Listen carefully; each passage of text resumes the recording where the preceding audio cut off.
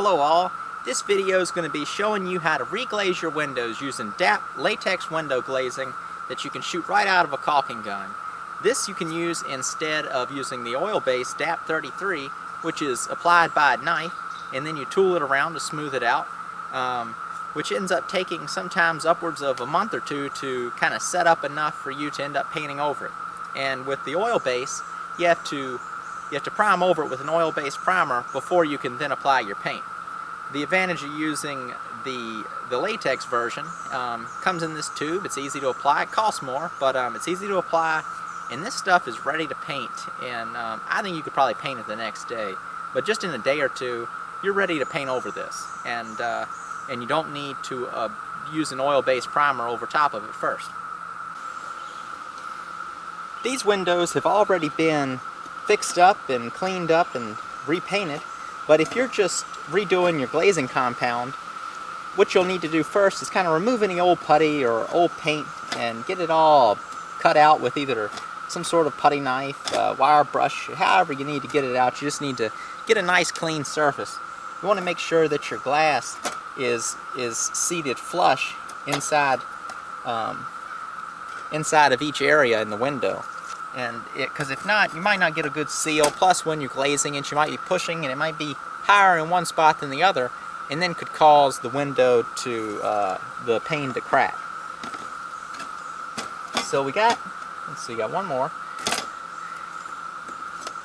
Got all the pieces of glass are sitting in the window now, and I've got it tilted back enough to where nothing's going to happen. It's not going to fall out. So the first step is you take your compound, and you need to do something like reach a coat hanger or a little handle to a small paintbrush or something down in there, and there's a little aluminum foil seal down in there to keep it from drying out. So you got to reach down there and pop that loose, and then pop this into the caulking gun, and I'll assume you know how to do that already. And let's see, mine's a little dried up on the one I already have open here. So the next step is to just, I'm going to show you like this first, and then I'm going to come in for a closer look. But I just hold it, something like a 45-degree angle, and then squeezing it. You'll see the rate of speed at pull is how fast it comes out. You'll be able to tell that. But all you're really trying to do is to cover the rabbet that the glass sits in. It sits up, I'd say, about 3/16, or 1/8 of an inch to 3/16. You're just trying to make the glazing go from the front part and then just cover that rabbet from the front part up to the top of it, and you're just going to cover that up. You don't need to pile a whole bunch in there, but you do need to have enough. So I'll go ahead and go one pass across this bottom from back there just to let you see, and then I'll come in for a closer view on some of the other ones.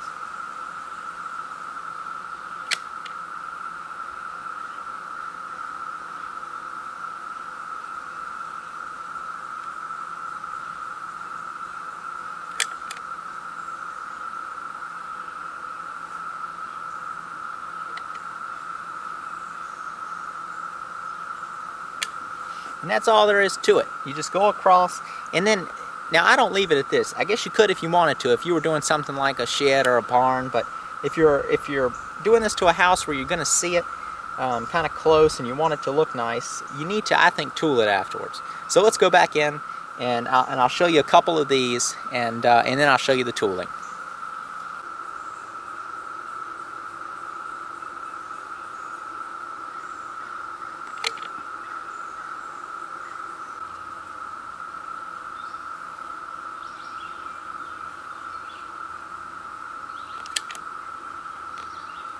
Once I've got the glazing compound applied all the way around the window pane, the next step is to take your putty knife, and you got your little cup of water sitting there, and have a little rag or something.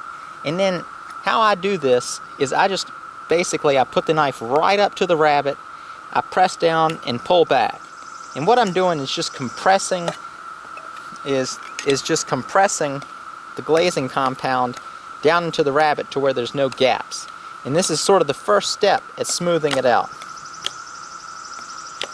I do this all the way around the window, and then afterwards, then what I'll do is I'll apply my knife at an angle like this, with this upper with the upper corner of the putty knife right at the top of the rabbet on the other side of the glass.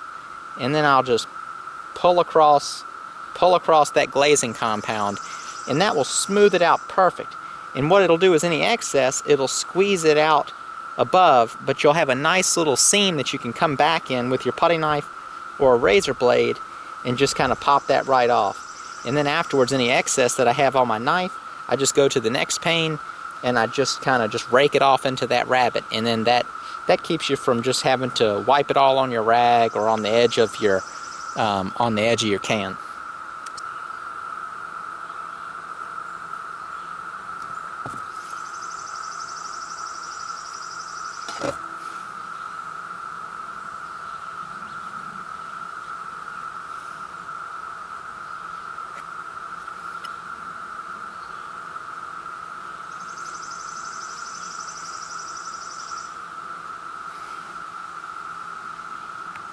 Another tip to keep in mind, and I already partially mentioned it, was having a rag. And one of the things you should be doing all along is keeping your knife as clean as you can.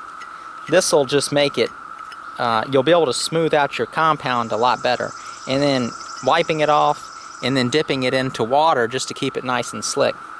Also, is having two rags. One that's a little cleaner, or some paper towels, or just something. As you're going, you can come back through, get your rag to a point, and come back through and just wipe it off the best you can. This will just help clean up later. And then, like I've already said, just coming back in with a razor blade and clean it out. So this pane's completely done.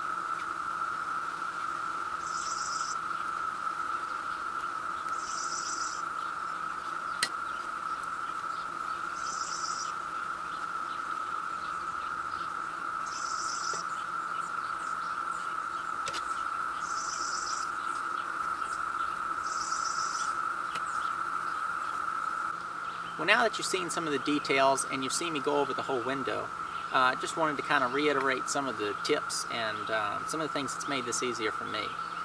The number one thing is just the fact that I've done a whole bunch of sashes, and they're all divided light windows, so I mean you get a lot of practice. I mean it's a whole, I'm doing a lot of corners, I'm doing it's just the repetition is key, and practice makes perfect. And the other thing I think that you can't do without is having a knife that's nice and clean. This came from Harbor Freight. It was like, I think, $1. If you've got some other thing, it's crusted up, it's got Bondo on it or other junk, and you can just get you a nice little clean one, stainless steel, no rust on it or anything. It's real smooth. It's got sharp corners. Go ahead and get you one and dedicate it to your windows. And I just use a little small soup can full of water, and that's good because you can dip it in there, you can scrape off excess compound, and then have a rag in your hand also, and you can just easily wipe off your knife. But keeping the knife clean really makes for a smoother job in the end. Another big difference is a lot of the windows I did first, I did just sitting in the floor with it in my bedroom, actually just leaning up against a bed at nighttime. I would just work on these one at a time, and it's all right. But when you're working on the lower panes near the floor, it gets pretty rough. So it really is nice to have it to where you can stand up or sit on a stool or something. I think standing's probably the best, up at just a normal working height. I really do feel like I almost cut the time, you know, by 1/3 or something, how fast I was working on this by standing up. And but I'd say that about covers it. I enjoyed doing the video, and I hope this is helpful.